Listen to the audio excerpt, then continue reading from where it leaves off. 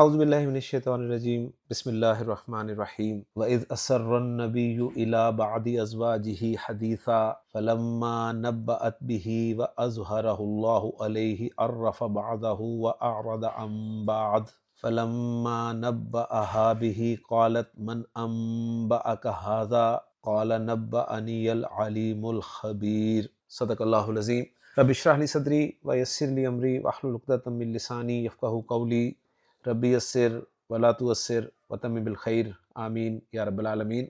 سورۃ تحریم کی آیت نمبر 3 میں نے آپ کے سامنے تلاوت کی ہے، جسے آپ اسکرین پہ لکھا ہوا دیکھ رہے ہیں، اور آج کے لیکچر میں ہم انشاءاللہ تعالیٰ اسی آیت کو گرامیٹیکلی انالائز کرنے کی کوشش کریں گے۔ آیت میں مجھے وقف کی 3 علامات نظر آ رہی ہیں، لہٰذا اس آیت کے ہم 4 حصے بنا دیں گے۔ پہلا حصہ ہوگا وَإِذْ أَسَرَّ النَّبِيُّ إِلَىٰ بَعْضِ أَزْوَاجِهِ حَدِيثًا، دوسرا ہوگا فَلَمَّا نَبَّأَتْ بِهِ وَأَظْهَرَهُ اللَّهُ عَلَيْهِ عَرَّفَ بَعْضَهُ وَأَعْرَضَ عَن بَعْضٍ، تیسرا ہوگا فَلَمَّا نَبَّأَهَا بِهِ قَالَتْ مَنْ أَنبَأَكَ هَٰذَا، اور چوتھا ہوگا قَالَ نَبَّأَنِيَ الْعَلِيمُ الْخَبِيرُ۔ اب ہر حصے میں ہو سکتا ہے مزید بھی کچھ حصے بنے، تو چلتے ہیں جی پہلے حصے کی طرف، جو ہے وَإِذْ أَسَرَّ النَّبِيُّ إِلَىٰ بَعْضِ أَزْوَاجِهِ حَدِيثًا۔ اس پہلے حصے میں مزید کوئی حصہ نہیں بنے گا، کیونکہ ہمیں ایک ہی فعل جو ہے وہ نظر آ رہا ہے۔ تو الفاظ پہ بات کر لیتے ہیں جی۔ پہلا لفظ میں واو حرف ہے، اذ اسم ہے، اسرہ فعل ہے، النبی اسم ہے، الہ حرف ہے، بعد اسم ہے، ازواج اسم ہے، ساتھ جو ہی آپ کو نظر آ رہا ہے ضمیر، یہ بھی اسم ہے، اور حدیثاً یہ بھی اسم ہے۔ اب ذرا الفاظ پہ مزید تفصیل سے بات کر لیتے ہیں۔ واو جو ہے حرف ہے، حرف استناف ہم اسے کہیں گے، کیونکہ ہم نیا جملہ جو ہے وہ بنا رہے ہیں، تو واو استنافیہ ہے۔ اذ ظرف ہے، اسرہ فعل ہے، فعل ماضی ہے، سین را حروف مادہ، باب افعال ہے، اسرر یسرر تبدیلی کے بعد بنے گا اسرہ یسر، مصدر ہوگا اس کا اسرارن۔ خان صاحب لکھ رہے ہیں اس کے معنی راز کی بات بتانا، اور مزید بتا رہے ہیں کہ اس کے لیے عموماً الہ کا صلہ آتا ہے۔ دوسرے معنی راز کی بات کو چھپانا، اور بتا رہے ہیں عموماً اس کا مفعول بنفسہ ہی آتا ہے، یعنی راز کی بات بتانا اگر ہو تو الہ کی پریپوزیشن کے ساتھ استعمال ہوگا، اور راز کی بات کو چھپانا ہو تو اس کا مفعول وداؤٹ پریپوزیشن استعمال ہوگا۔ اور آیت کا ریفرنس یہی دیا ہے، سورۃ تحریم کی آیت نمبر 3، اور ترجمہ وہاں پر کر رہے ہیں۔ اور جب نبی نے صلی اللہ علیہ وسلم نے راز کی ایک بات بتائی اپنی ازواج میں سے کسی کو، تو اسرہ فعل ماضی معروف واحد مذکر غائب کا صیغہ ہے، النبی اسم معرفہ مرفوع واحد مذکر، الہ حرف جر۔ اگلا لفظ ہے بعض۔ بعض لفظ جو ہے ہماری اردو زبان میں بھی استعمال ہوتا ہے، تو عربی زبان میں بعض جو ہے یہ کچھ حصہ اس کے معنی عام طور پہ لیے جاتے ہیں، یعنی کوئی ایک یا چند ایک، انگریزی میں جسے ہم سم کہتے ہیں، یہ ان معنی میں استعمال ہوتا ہے۔ بعض لفظ جو ہے یہ عموماً مضاف ہو کر آتا ہے، اور اس کا مضاف الیہ ہمیشہ جمع اور معرفہ، اور عموماً معرب باللام یا کوئی اسم ضمیر ہوتا ہے۔ عربی زبان میں کہا جاتا ہے بعض الملوکی، جس کا لفظی ترجمہ ہوگا بادشاہوں کے بعض، یا کوئی ایک یا چند ایک، لیکن با محاورہ اردو میں اس کا ترجمہ بعض بادشاہوں ہی کیا جاتا ہے۔ بعض نحویوں کا قول ہے کہ بعض پر لام تعریف نہیں آ سکتا، کیونکہ ہمیشہ یہ کسی اسم معرفہ کی طرف مضاف ہوتا ہے، حتیٰ کہ جب مضاف نہ بھی ہو تو بھی ایک طرح سے اس کا مضاف الیہ معذوف ہوتا ہے یا سمجھا جاتا ہے۔ بعد کا لفظ جو ہے یہ واحد کے لیے بھی استعمال ہوتا ہے اور جمع کے لیے بھی استعمال ہوتا ہے، اس لیے قرآن مجید میں آپ کو اگر ملے بعضکم، تو اس کا ترجمہ تم میں سے کوئی ایک بھی ہو سکتا ہے، اور تم میں سے چند یا کچھ بھی سیاق و سباق کے اعتبار سے ہو سکتا ہے۔ بات کے بارے میں یہ انفارمیشن میں نے آپ کے سامنے حافظ احمد یار صاحب کے حوالے سے ذکر کی ہے۔ الیاقوت والمرجان میں لکھا ہوا ہے کہ بعض لفظ جو ہے یہ لازم الاضافت ہے، یعنی یہ ہمیشہ مضاف ہو کر استعمال ہوتا ہے، اور یہ بھی لکھا ہوا ہے کہ اس لفظ میں یہ خصوصیت پائی جاتی ہے کہ یہ مضاف الیہ کے اثر کو قبول کر لیتا ہے، یعنی اگر مضاف الیہ مصدر ہو تو بعد کا لفظ جو ہے یہ مفعول مطلق بن جاتا ہے، اور اگر مضاف الیہ ظرف ہو تو پھر بعد کا لفظ جو ہے یہ مفعول فیہ بن جاتا ہے۔ تو یہ کچھ انفارمیشن تھی لفظ بعد کے حوالے سے۔ اگلا لفظ ہے ازواج، جو کہ زوج کی جمع ہے۔ زوج اسپاؤس کے لیے استعمال ہوتا ہے۔ زوج کے بارے میں بھی آپ کے سامنے میں انفارمیشن جو ہے وہ حافظ احمد یار صاحب کی رکھ رہا ہوں۔ بتا رہے ہیں کہ زوج کے بنیادی معنی ہیں کسی چیز کے جوڑے میں سے ایک۔ جب پورا جوڑا مراد لینا ہو تو عربی میں مثنیٰ جو ہے وہ استعمال کرتے ہیں، یعنی زوج کا مثنیٰ استعمال کرتے ہیں، یعنی زوجان۔ زوجانی آپ کو پتہ ہے مرفوع ہے اور زوجینی منصوب یا مجرور، تو یا زوجانی استعمال کرتے ہیں یا زوجینی استعمال کرتے ہیں۔ تو زوجینی کا مطلب دو جوڑے یعنی 4 افراد نہیں ہوتا، بلکہ پورا جوڑا مراد ہوتا ہے۔ مثلا کہیں گے زوجا حمامن، کبوتروں کا ایک جوڑا، کبوتروں کا جوڑا ایک نر اور ایک مادہ۔ یا زوجا نعالن، عربی زبان میں کہا جاتا ہے جوتوں کے جوڑے کے لیے، یعنی دونوں پاؤں کے لیے۔ اس طرح زوجینی کا مطلب میاں بیوی بھی ہو سکتا ہے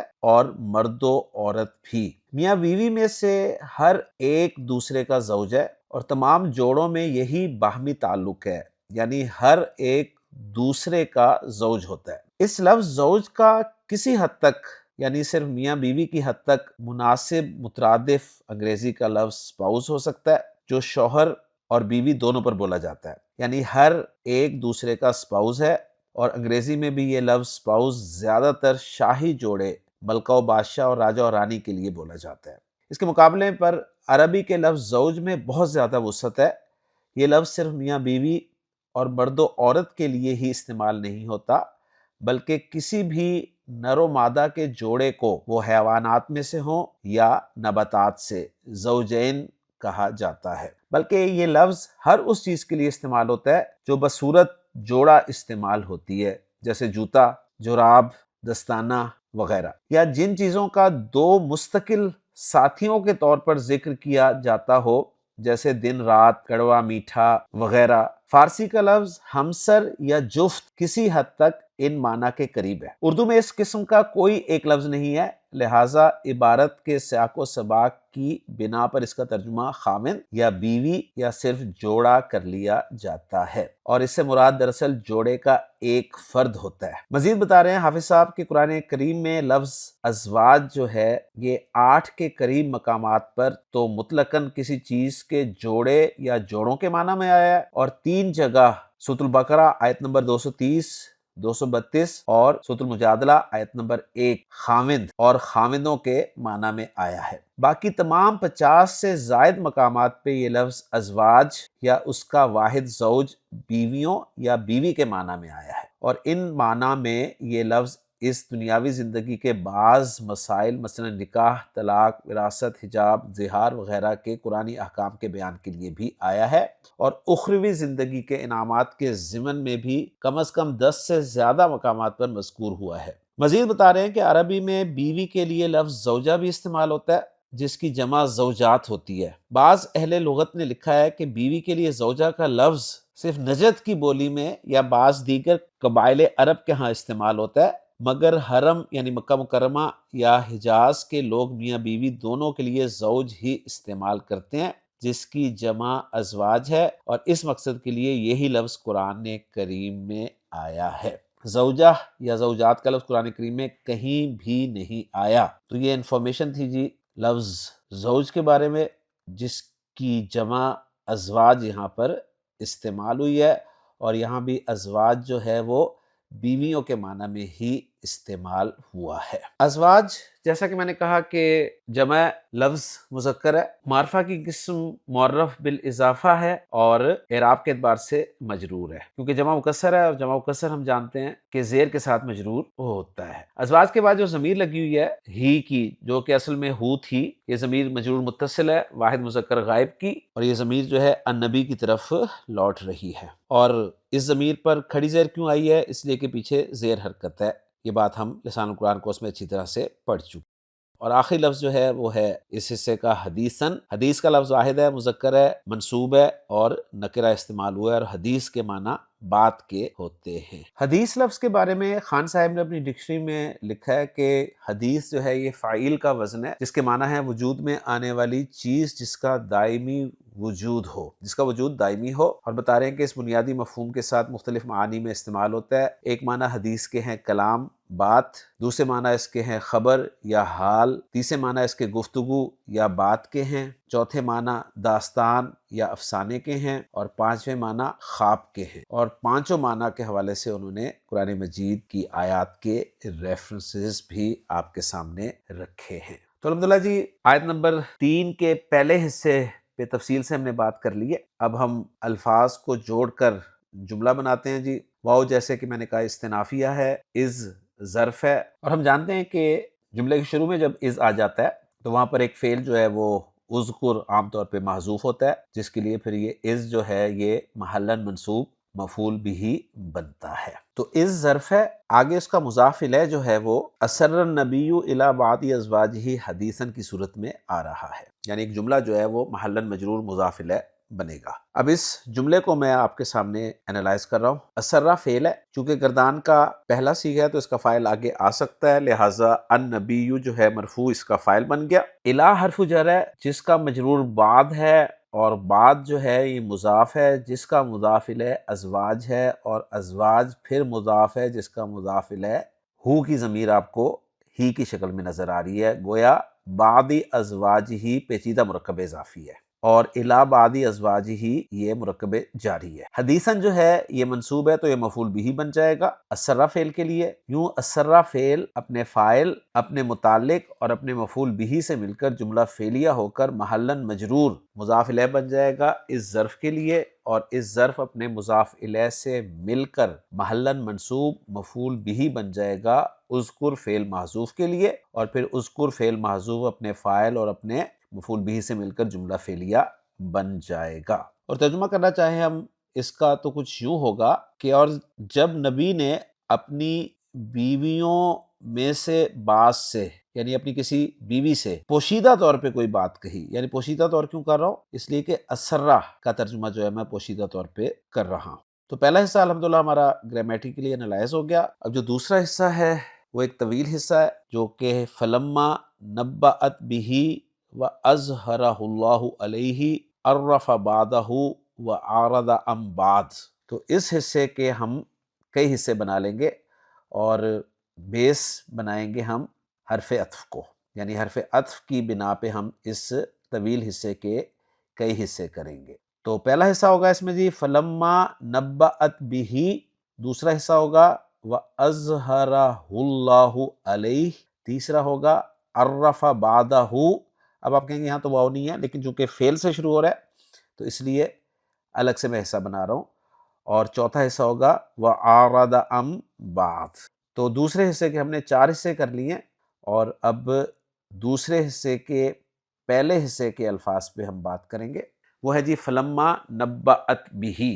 اس میں فا حرف ہے، لما 2 طرح کا ہوتا ہے، بلکہ 3 طرح کا ہوتا ہے لما، لیکن 2 طرح کا قرآن مجید میں زیادہ استعمال ہوا ہے۔ ایک لما حرف ہے اور ایک لما اسم ہے۔ لما حرف کے طور پہ کب استعمال ہوتا ہے؟ جب فعل مضارع کے ساتھ استعمال ہوتا ہے، اور یہ لما اس وقت حروف جازمہ میں سے ہوتا ہے اور فعل مضارع کو مجزوم کرتا ہے۔ اور لما جب ماضی کے ساتھ استعمال ہوتا ہے تو لما اسم ہوتا ہے اور ظرف کے طور پر استعمال ہوتا ہے، یعنی اذا کے معنی میں یہ استعمال ہوتا ہے لما جب ماضی کے ساتھ استعمال ہوتا ہے۔ تو اس لیے آپ کو بلو کلر میں لما نظر آ رہا ہے تو یہ اسم ہے۔ نبأت یہ فعل ہے، اس کے بعد با حرف ہے اور ساتھ جو ہی ہے وہ ضمیر ہے، اسم ہے۔ تفصیل سے بات کریں تو لما پہ میں نے تفصیل سے بات کر دی ہے۔ نبأت اس کو دیکھ لیتے ہیں جی، نون با اور حمزہ حروف مادہ، درمیان والا حرف شد کے ساتھ ہے تو باب تفعیل ہے۔ نبأ ینبئ، خان صاحب بتا رہے ہیں اس کا مصدر ہے تنبیئن، معنی بتا رہے ہیں جستہ جستہ بتانا، یعنی جتا دینا۔ اس کے بارے میں ڈیٹیل تھوڑی سی یہ بھی دی جا سکتی ہے کہ 2 مفعول اس کے عام طور پہ آتے ہیں، کسی کو بتانا اور کوئی چیز بتانا، اور عموماً دونوں مفعول جو ہیں وہ وداؤٹ پریپوزیشن استعمال ہوتے ہیں، اور کبھی دوسرے مفعول سے پہلے با کی پریپوزیشن استعمال ہوتی ہے۔ تو نبأت جو ہے فعل ماضی معروف واحد مؤنث غائب کا صیغہ ہے، اس کے بعد با آ رہا ہے جو کہ پریپوزیشن کے طور پہ ہم لے سکتے ہیں، اور پھر ہا ہے یعنی ہو کی ضمیر ہے جو کہ کھڑی زیر کے ساتھ آپ کو نظر آ رہی ہے، اس کی وجہ پیچھے زیر ہے، اور یہ ضمیر مجرور متصل واحد مذکر غائب کی ہے، اور یہ ضمیر جو ہے یہ حدیث کی طرف لوٹ رہی ہے۔ تو پہلے حصے کے الفاظ پر بات مکمل ہو گئی ہے۔ اب اس حصے کی ترکیب اگر ہم کریں تو لما کے بارے میں ایک بات اچھی طرح ذہن میں رکھیے گا کہ لما جو ہے یہ جس طرح اذا استعمال ہوتا ہے نا، اذا ظرفیہ، اور کبھی اس اذا میں شرط کے معنی بھی شامل ہوتے ہیں تو اس کو اذا ظرفیہ شرطیہ کہا جاتا ہے، اور اس کو کیسے پہچانا جاتا ہے؟ اس کو پہچانا جاتا ہے جب اذا کے بعد دو جملے ہوتے ہیں تو پھر اذا ظرفیہ شرطیہ ہوتے ہیں۔ بالکل اسی طرح لما بھی جو ہے یہ ظرف تو ہے ہی ہے، لیکن اس میں بھی شرط کے معنی پائے جاتے ہیں جب اس کے بعد دو جملے ہوں۔ تو یہاں پر دو جملے آئیں گے، اس لیے میں اس لما کو مفعول فی مقدم بنا رہا ہوں، کیونکہ اذا بھی اسی طرح مفعول فی مقدم ہی بنتا ہے جب اذا کے بعد دو جملے آئیں۔ تو لما یہاں پر محلاً منصوب مفعول فی مقدم ہو جائے گا۔ نبأت فعل چوتھا صیغہ ہے تو اس کا فاعل آگے آ سکتا ہے، لیکن بات ہماری بھی پر ختم ہو رہی ہے تو فاعل ضمیر ہی مانیں گے، ہیا کی ضمیر اس کا فاعل ہے، اور بھی جو ہے جار مجرور یہ متعلق ہو جائے گا نبأت فعل کے، اور پھر نبأت فعل اپنے فاعل، اپنے متعلق اور اپنے مفعول فی مقدم سے مل کر جملہ فعلیہ ہو کے یہ شرط بن جائے گا۔ اس کا ترجمہ بنے گا پھر جب اس مؤنث نے وہ بات بیان کر دی، یعنی پھر جب اس بیوی نے اس بات کی خبر دے دی۔ اب چلتے ہیں جی اگلے حصے پر، اور وہ ہے وَأَظْهَرَهُ اللَّهُ عَلَيْهِ۔ الفاظ سے بات کرتے ہیں۔ پہلے واو حرف ہے، اظہرہ فعل ہے، ہو اسم ہے، اسم ضمیر ہے، اللہ اسم جلالہ، علی حرف ہے، اور ہی جو آپ کو نظر آ رہا ہے یہ اسم ہے۔ اب ذرا تفصیل سے بات کر لیتے ہیں جی۔ واو حرف ہے، یہ عاطفہ ہو جائے گا۔ اظہرہ فعل ماضی معروف واحد مذکر غائب کا صیغہ ہے۔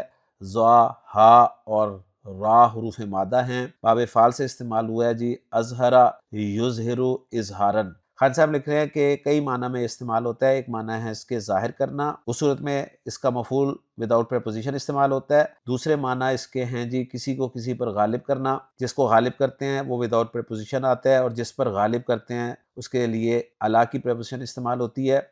اور تیسرے معنی ہے کسی کو راز بتانا، جس کو بتاتے ہیں وہ وداؤٹ پریپوزیشن استعمال ہوتا ہے، اور جو بات بتاتے ہیں اس پر الا کا صلہ آتا ہے، یعنی وہ الا کی پریپوزیشن کے ساتھ استعمال ہوتا ہے۔ چوتھے معنی اس کے وہ بتا رہے ہیں کہ دوپہر میں داخل ہونا ہے، اور یہ بھی بتا رہے ہیں کہ اس مفہوم میں یہ فعل لازم ہے۔ تو یہ چار معنی خان صاحب نے اپنی ڈکشنری میں لکھے ہیں، اور یہاں پر کسی کو راز بتانا کے معنی میں ہی استعمال ہوا ہے۔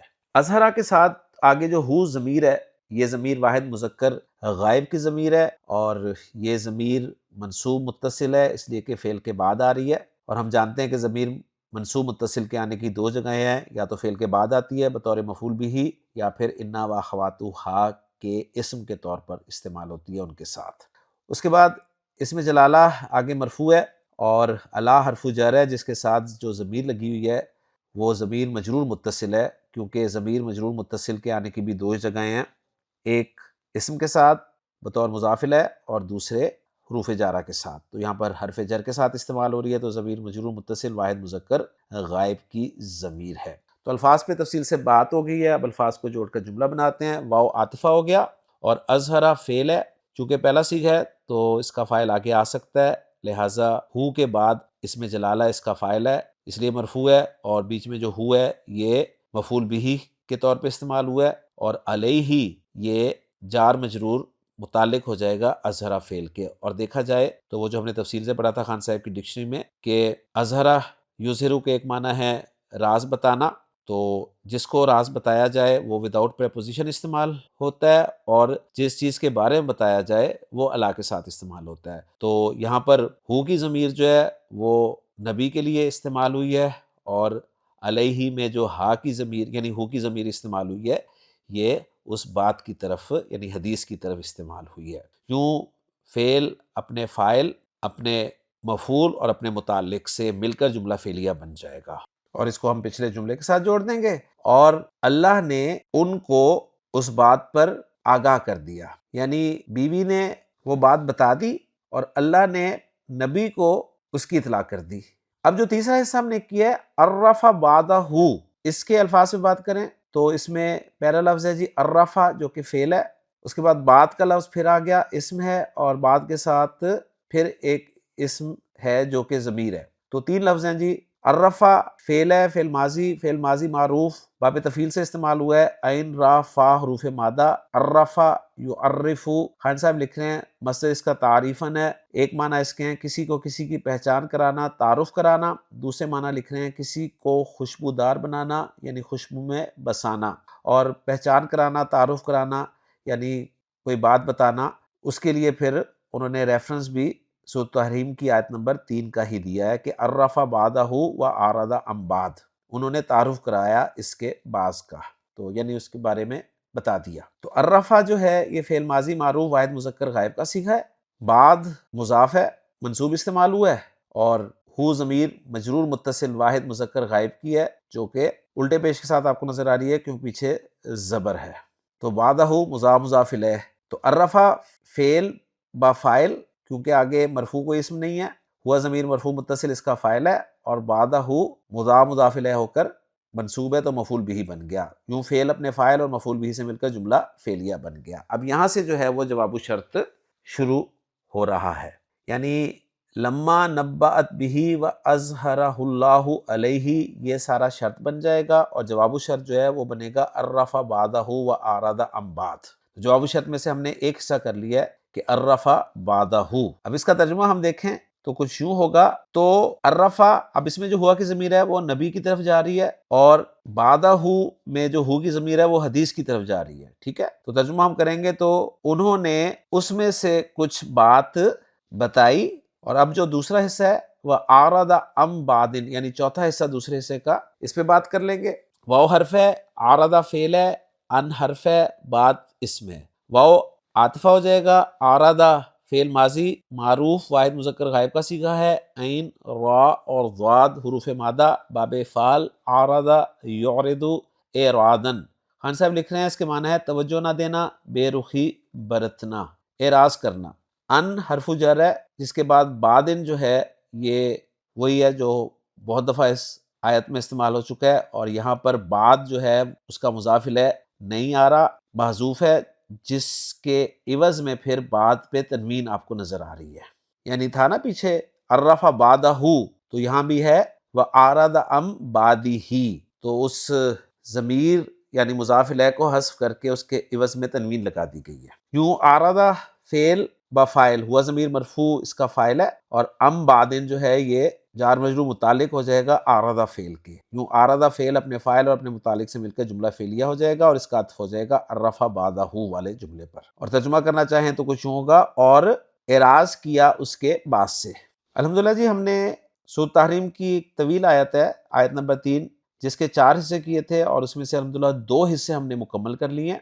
لیکچر لمبا ہو رہا ہے، میں چاہوں گا کہ اس میں نے آپ کو بہت ساری انفارمیشن دی ہے، تو آپ تسلی سے ساری انفارمیشن جو ہے وہ نوٹ بھی کر لیں، اس کو سمجھ لیں، اور اس آیت کے جو باقی 2 حصے ہیں ان دونوں حصوں پر ہم انشاءاللہ تعالیٰ اگلے لیکچر میں بات کریں گے۔ تو میں پھر آپ کے سامنے رکھ دیتا ہوں کہ آیت نمبر 3 ایک طویل آیت ہے جس کے ہم نے 4 حصے کیے، اس میں سے پہلے 2 حصے ہم نے گرامیٹیکلی انالائز کر لی ہیں، باقی 2 حصے رہ گئے ہیں۔ پہلا حصہ جو تھا اس کو ایک ہی حصے کے تحت انالائز کیا، جو دوسرا حصہ تھا اس کو 4 حصوں کے تحت ہم نے انالائز کیا، اور پھر چاروں کو جوڑ کر ایک حصہ بنا دیا۔